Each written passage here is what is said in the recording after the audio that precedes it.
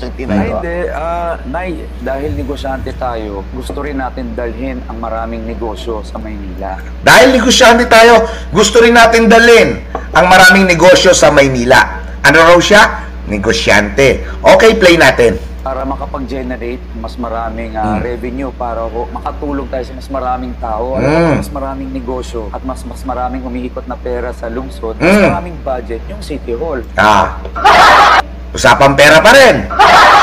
Usapang pera pa rin, ha? O, tunti-unti natin. Mas marami kang budget, mas marami tayong matutulungan. So, ang karanasan ko dyan bilang businessman, medyo mahirap magtayo ng negosyo sa mga lungsod kasi may red tape, may mga lagayan. Kasi maraming permit, may occupancy permit, may fire, merong kung ano-ano mga permit na hihingin sa'yo na nanghihingi ng lagay. Kapag kesa na pinaparaming negosyo, pahirapan yung pagtatayo ng negosyo. Ako po, nagnegosyo sa Dubai, sa ibang lugar sa ibang bansa. One-stop shop na po ang pagnenegosyo doon. Isang araw lang makukuha mo yung business permit mo, yung name ng registration mo, tapos lahat ng permit nasa isang lugar. Kaya napakadaming nagnenegosyo doon sa mga first world countries na yan. Yan yung gusto nating i-adapt dito o sa lungsod natin.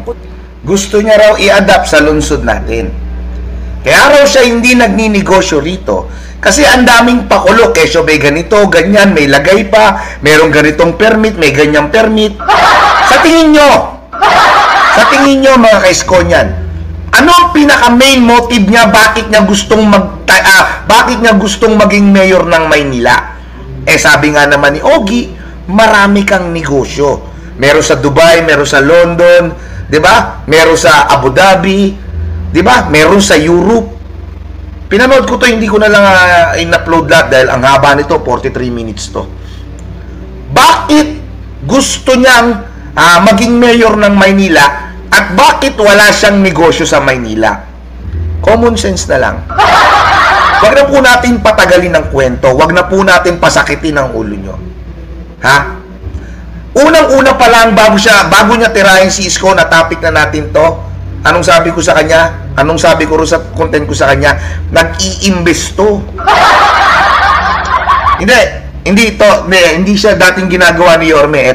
Ito, pakinggan niyo muna po ako, Hindi sa ginawa na ni Yorme, hindi sa ano. Nag-i-invest tong taong to. Sabi ko, di ba, nung tinatapik niya, negosyante to, namumuhunan na to. Yun na yung sabi ko nung mga nakaraan. Ngayon, pinanood ko, at sakto, nakita ko kay Ogie Diaz, kasi katatapos ko lang na in-interview ni Ogie Diaz si Yorme. Pinanood ko yung interview ni Ogie Diaz kay Yorme. Ngayon, saktong-sakto, lumabas, Ogie Diaz interview with Sam Bersosa. Wala siyang negosyo sa Maynila. Marami raw cheche bureche, maraming lagayan. Negosyante ka. At sinabi ko nga nung una, nag-i-invest siya. Kung sakasakali nga naman na maging mayor ka ng Maynila, big time ka. Bilyonaryo ka. Nakapagtayo ka ng negosyo sa ibang bansa. Nakapagtayo ka ng negosyo sa malalaking bansa. Hindi sa mga pipitsuging bansa. Pero sa Maynila, hindi ka makapagtayo ng negosyo. Sentro to ng Pilipinas, ang Maynila. Papasukan mo ng negosyo. Pinasok mo ang Maynila para sa sariling kapakanan mo. Pinasok mo ang Maynila para ikaw ang maging number 1 dito. Pera-pera pa rin, SB. Pera-pera pa rin ang topic mo. Kung titignan mo, pinasok mo to. At sinabi naman din niya dyan, oy, Ma'am Marizel, 65, thank you po sa pa-level 1 sa membership sa akin. Thank you po. Marizel 65. Salamat po sa pagpapamember. Love you po. Sinabi niya na gusto niyang magnegosyo. Sinabi niya na gusto niyang magnegosyo pero hindi nga lang siya makapagnegosyo dahil ang cheche bureche. Ang unang-una pa lang, kilala natin ang Sam Bersosa bilang negosyante ng Maynila. Oh, come on. Huwag mo sabihin gusto mong makatulong sa Manileño. Huwag mo sabihin gusto mong makatulong sa mga senior citizen. Ginagawa mo to para sa sarili mong kapakanan. Hindi yung talagang tulong talaga ang gusto mo. At nandyan din sa interview niya, kung mapapanood nyo kay Ogie Diaz, gusto niya magpasok na maraming negosyo dito para makapag-invest kuno. Ay parang makatulong kuno sa mga senior citizen. Kung tutuusin, Ha? Kung tutuusin, barya nga naman ang 2,000 kung makakapagpasok ka ng sandamukmak na negosyo rito sa Maynila. Ano nga ba naman ang 2,000? Paano mag-member? May $sign po dyan, tapos may nakalagay po na membership po. Yan, click nyo lang po yon, level 1, level 2, level 3. Yan, makikita nyo po sa right side sa comment section. Pumasok ka rito dahil gusto mong ipasok ang mga negosyo mo.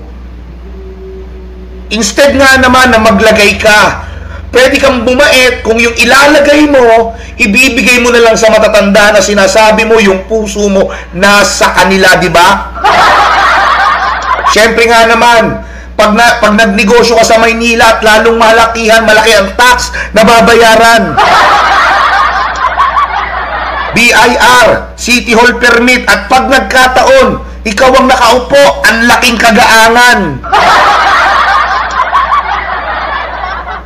Ang laking kagaangan. Ginawa mong dahilan ng mga senior para makapasok ka sa Maynila. Ginawa mong dahilan ng mga mahihirap para makatulong kuno. Pero ang totoong plano mo is pasukin ng Maynila para makapagnegosyo ka. Sariling kapakanan pa rin.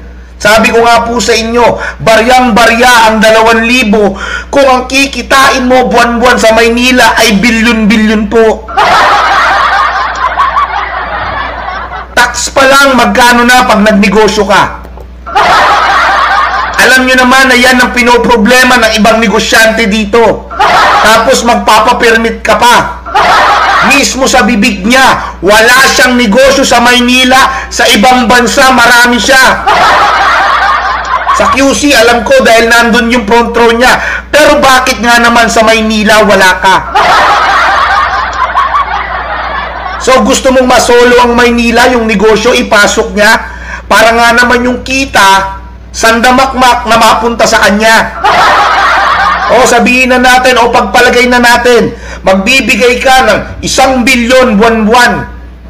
1 bilyon buwan-buwan, o 600 million ang kwenta ko, buwan-buwan. 600 million buwan-buwan sa mga senior citizen. Pero kung may 10 negosyo ka, 20 negosyo ka, gasino nga naman ang 600 million.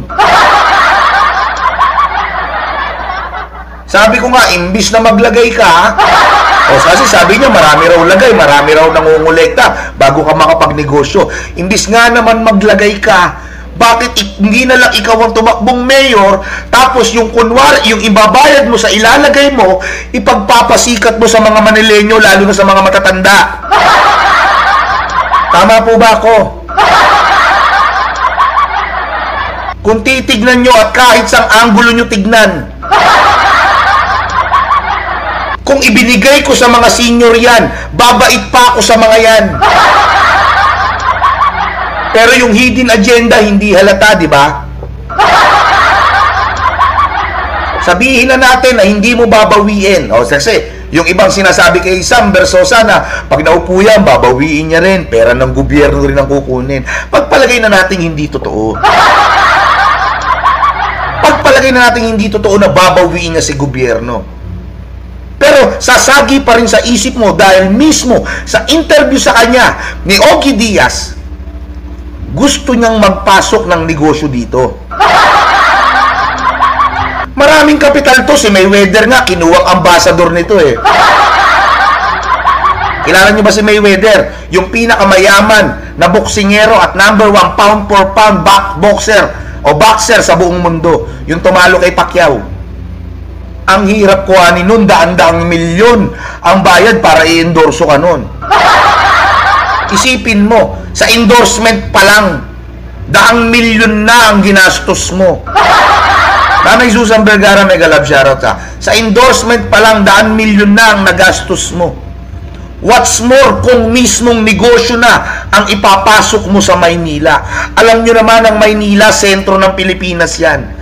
Kung sentro ng Pilipinas yan, naku po, alam nyo na malaking kitaan ang pwedeng ilagay dyan.